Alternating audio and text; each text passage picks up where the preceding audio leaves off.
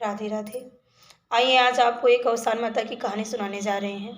पूरी कहानी सुनिएगा क्योंकि जब पूरी कहानी सुनते हैं तभी उसका लाभ मिलता है। आइए बताते हैं आपको। एक ब्राह्मण थे, ब्रह्मणी थी। उन दोनों के कोई पुत्र या पुत्री नहीं थी। बहुत चिंतित रहते थे कि मेरे ना रहने के बाद जो है मेरे इस धन संपदा का देखभाल कौन करेगा। एक दिन दोनों लोग आपस में बात ही कर रहे थे कि कुछ महिलाएं जो है दूर दुरिया के लिए जो है घर से निकली हुई थी और आपस में अवसान माता की बातें करते हुए जा रही थी कि माँ की महिमा कितनी अच्छी है। मैंने जो भी मन्नत मानी आज तक मेरा सब पूरा हुआ है। और सभी आपस में ऐसे ऐसे बातें करते जा रही थी। तो ब्राह्मणी ने उन लोगों से पूछा कि हे सखी, आप किसकी बातें कर रही हैं। तो उन लोगों ने बताया और कहा कि अवसान माता जो है सबके दुख को दूर करती हैं। इनके पूजा का नाम ही है दुख दुरिया। तो वो विधिवत पूछने लगी और उन लोगों ने बढ़िया से बताया भी कि इनसे जो है जो भी आप मांगेंगी सब जो है मनोकामनाएं आपकी पूरी होगी। तो वो कहने लगी कि आप लोग कहाँ जा रही हैं। तो उन्होंने बताया कि हमें इनका निमंत्रण मिला हुआ है, हम जा रहे हैं और आपको भी चलना हो तो मेरे साथ चल सकती हैं।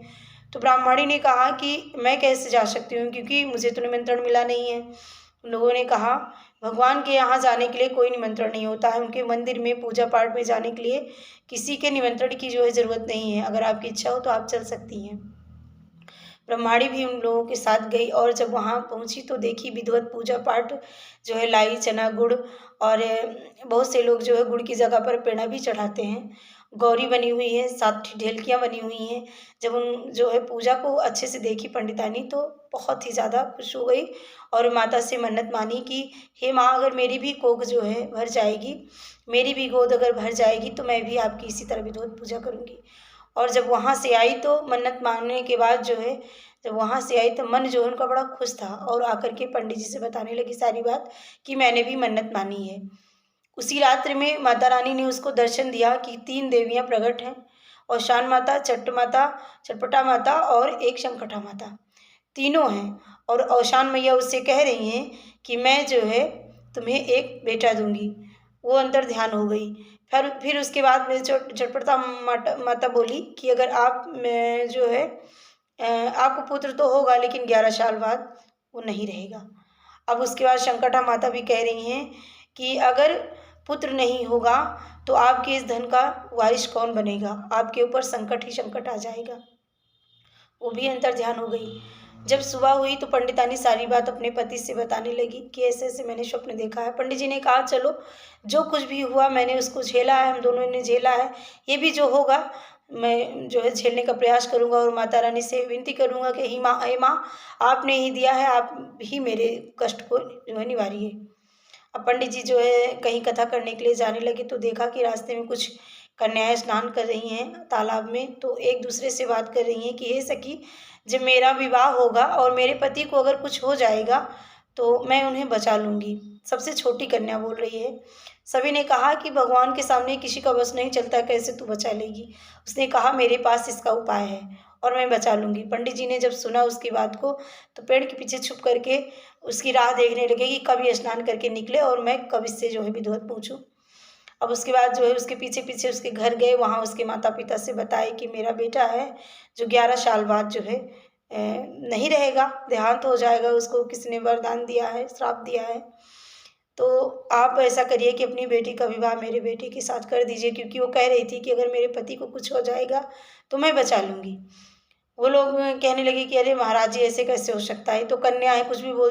कहीं नहीं, कन्या ऐसे नहीं बोली है, उसके ऊपर किसी न किसी की कृपा थी तभी उसने बोला है। अच्छा, कन्या का विवाह हो गया। जब 10 साल पूरे हो गए तब उसका गौना गया और जब 11वें साल में वो लड़का जब जो है आया तो वो उसकी पत्नी बोली कि सास से कि हे माँ, मैं दुख दुरिया की पूजा करूँगी, आप सभी जो है सुहागिनों को निमंत्रण दे दीजिए। अब सभी ने जो है मतलब निमंत्रण पाया, सब आई और सबका जो है जो पूजा की विधि थी सबको बताई कि मैं एक कमरे में पूजा करूँगी बंद करके, आप लोग इसी बरामदे में बैठ करके अपना अपना भाग जो है उठाइएगा, अच्छे से भजन कीर्तन गाइएगा, मैं अंदर पूजा करूँगी। उसने कहा चलिए ठीक है। अब वो जो है अंदर पूजा करने लगी, इतनी विधिवत पूजा की और जब माता जी का भोग लगाई तो माता जी का सिंहासन हिलने लगा और माता जी अपने भाग को पाने के लिए व्याकुल हो गई और आई उसके घर में। जब देखी तो कहीं उनका भाग नहीं दिख रहा था, तो चिल्लाने लगी कि मेरा भाग कहाँ है, मेरा भाग कहाँ है। सभी औरतें ने कहा कि जिसने आपकी पूजा की है वो इसी कमरे के अंदर है, आप उनको बुलाइए, वही बताएंगी। फिर उसके बाद में जो है वो जब कमरे के पास गई और कुंडी को खटखटाने लगी, तो अंदर से बोल रही है कि जब तक आप मुझे वचन नहीं देंगी तब तक मैं अपनी केवड़ियाँ नहीं खोलूँगी। मैया इतनी प्रसन्न हो गई थी उसकी पूजा से कि बार बार कहने लगी जो कुछ भी मांगेगी मैं सब कुछ दूंगी, लेकिन तू केवड़ियाँ खोल। अब उसके बाद जैसे ही मैया गई अंदर, देखी तो इतना मगन हो गई कि बार बार उसको वरदान देने लगी और वो माँ को किस प्रकार से मनाने लगी, उनके चरण दबाने लगी।